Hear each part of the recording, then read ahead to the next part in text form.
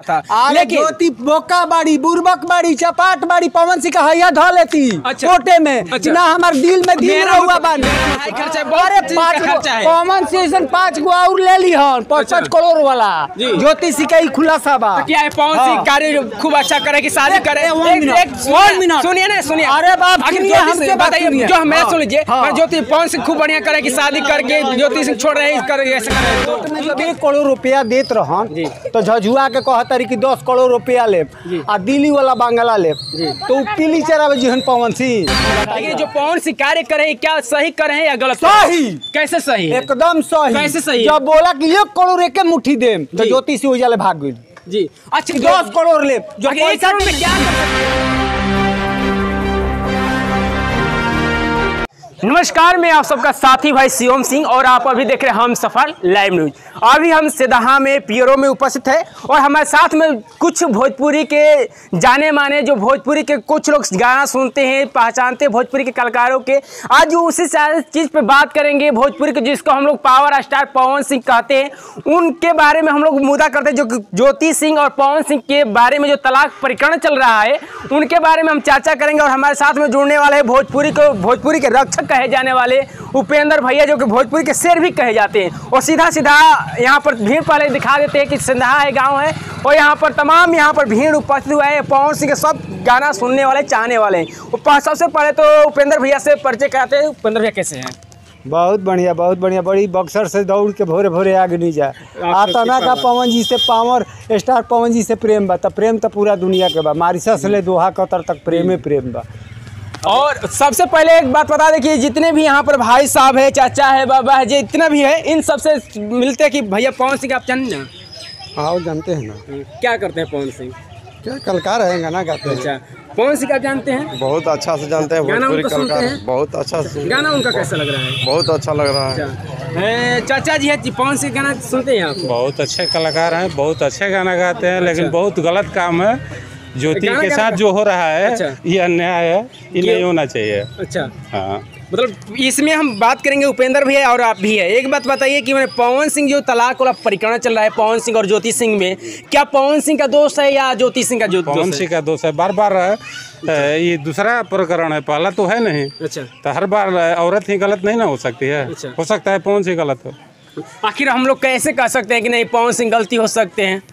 अनुमान कर सकते हैं कि इसलिए कि दूसरी औरत है, दूसरा बार ये हो रहा है प्रकरण। इसके पहले भी एक से हो चुका है, इसलिए कह रहे हैं। तो क्या इसके बारे में आप सच्चाई जानते हैं कि क्या ऐसा जानते तो नहीं है, लेकिन ऐसा नहीं होना चाहिए। अच्छा, उपेंद्र भैया बताएंगे क्या इस चीज को मामला को लेकर अपने नजरिया से किस तरीके से देखिए? पावर स्टार पवन जी का हालन जो उनकी दोहा कतर से मारिशस तक नाम बा जी। आज वो नाम के बदनाम करे खातिर जी जौन अली वो ज्योति है। अच्छा, काहे अली? रुपया खातिर बियाह कैले रहू। अच्छा, हम मीडिया से पूछा था, नहीं रुपया खाती। आप कोर्ट में क्या सुना? शादी रुपया के लिए नहीं होता है, जीवन का पूरा चलाने के लिए बड़ी होता है। चिकन बोला था नहीं कि जीवन खाती होला। कोर्ट में क्या भई रहे? 10 करोड़ रुपया और दिल्ली के मकान। जब पवन सिंह अगर नहीं रखेंगे तो आखिर तुम वो मांगेगी ना, उनका जीवन यापन करने के लिए चाहिए। माने खीरा पका कहला नीमके नु काफी होला। 2, 4, 5 लाख 10 लाख पर ना उनकर पेट भरी। अच्छा ठीक है, मान 5-10 लाख आपको दे दीजिए, आप पूरा जीवन आप संपर्क कर लीजिएगा। अच्छा 10 करोड़ रुपया ले लो तो मकान में छोड़ दो। तो मकान तो छोड़िए, 10 करोड़ रुपया मकान की बात कर रही है। मकान की बात कर रही है। हाँ कहे मैं कोर्ट में मंगलस मकान डायरेक्ट 10 करोड़ पे नहीं। अच्छा 1 मिनट 10 करोड़ पे नहीं। सुनिए आप, 3 करोड़ पर कंप्रोमाइज हो गया था कि नहीं? 3 करोड़ पर हो गया था। कहाँ आप 3 करोड़ पे देखे? पवन सिंह कहने के दे रहे 1 करोड़ रुपया। हाँ। और ज्योति सिंह के मांग है पहले तो 10 करोड़ मांगी थी, उसके बाद 8 करोड़ पे उनका जो है केस क्लोज किया जा रहा था। लेकिन ज्योति बोका बाड़ी, बुरबक बाड़ी, चपाट बाड़ी, पवन सिंह का हैया धो लेती कोटे में। अच्छा। ना हमारे दिल में दिल हुआ बानी। हाँ का है बतावल जाता इसे। हाँ मेरा मत पकड़ लीजिए, बतावल जाता कि लोकेशन बतावल जी। पकड़ लेती है कवारी में कि दिल में दिल मिलल बा, रुपया के का सवाल बा। जब रुपया मांग ले ली तो फलसबाजी बाड़ी। आखिर पवन ज्योति सिंह तो रहना चाहती है पवन सिंह के साथ में, लेकिन वो ही नहीं रखना। हमें दाल में काला बा। क्या काला? अच्छा मान लीजिए हमको रउए जोरे रहल चाहता नहीं और रउआ हता छुड़ा ले बनी तो हम रह जाए रउआ जोरे। उनके पिताजी भी कह रहे हैं कि नहीं ज्योति सिंह रहना चाहते हैं, उनको वकील भी कहते हैं कि नहीं ज्योति सिंह रहना चाहते हैं, लेकिन पूरा देश को पवन सिंह ना रखी हन। पवन सिंह तो अगर पवन सिंह नहीं रखेंगे तो ज्योति सिंह मांगेगी, उनका दायित्व बनता है मांगना।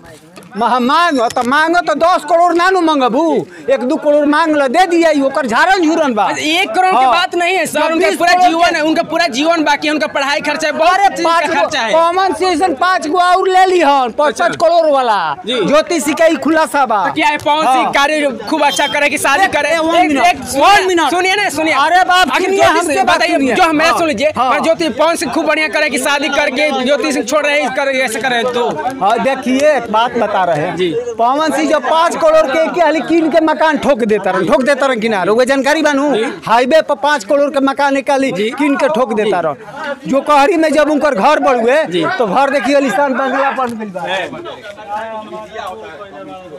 थोड़ा मैं उठाइए थोड़ा। अरे कुछ हमें कहते देहात है, कुछ पागल आदमी भी जुट जाता है यहाँ पर, पागल कुछ जुट जाता है, रांची का ट्रांसफर भी जुट जाता है यहाँ पर। आप शांति से बात कीजिए। तो पवन सिंह जो पावर स्टार हैं, तो पावर स्टार सरस्वती पुत्र बोला जाता है उसको गाला में काला है तो आज उसको मार्केट में हाला है। समझ में आ गया? पवन सिंह आज देखी एक से गाना परोसलन जी, रहुआ तो जानकारी बा खूब बढ़िया से।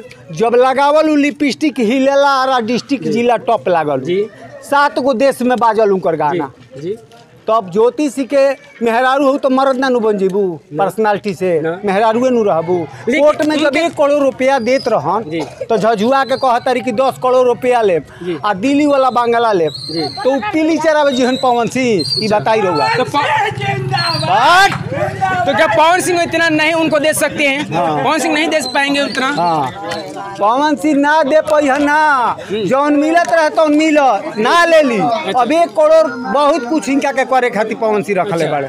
जब जाला नु कोर्ट में देखल बनी चली होने चाल देखाव तनी पवन सिंह, जब जाला नु तो बढ़िया झाड़ के आ 5000 श्रोता ओकरा आगा पीछा पवन सिंह वहाँ पर गए, हमारा पे गए हैं, पवन सिंह गए हैं, उनका कवर हम किए खूब अच्छे तरीके से। हम वहाँ के मामला जानते हैं। लेकिन जो पवन सिंह कार्य करे क्या सही करे हैं या गलत? सही। कैसे सही? एकदम सही। कैसे सही? जब बोला कि 1 करोड़ एक मुट्ठी देम तो ज्योति सिंह उजाले भाग गई जी। अच्छा 10 करोड़ ले जो 1 करोड़ में क्या कर सकती है? हमें देखिए गलती के प्रश्न बा, उनका पैसा बंगला ना मांगल चाहत जी, कहल चाहत रहे कि हमार धर्म पति है रहुआ हमारे गले मिल के राख, वही पर अड़ रहती था ज्योति सिंह के सही बोलती। जब रुपया के डिमांड तू कोर्ट में बार बार करता रू, 10 करोड़ 1 करोड़ देता तो 1 करोड़ पर कंप्रोमाइज हो जाती तो ज्योति सिंह सही हो जाती।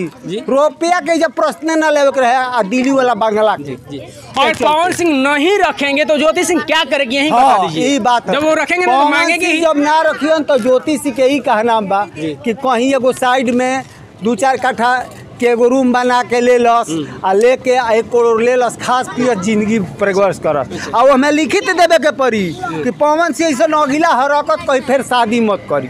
जब रुपया लीहन ज्योति सिंह तो फिर दोबारा शादी नहीं करे। पवन सिंह ज्योति सिंह शादी नहीं करेगी, ये लिखना चाहिए। और पवन सिंह दूसरा शादी कर लेंगे। पूछिए अब यहाँ पवन सिंह दूसरा शादी करेंगे, ठीक है?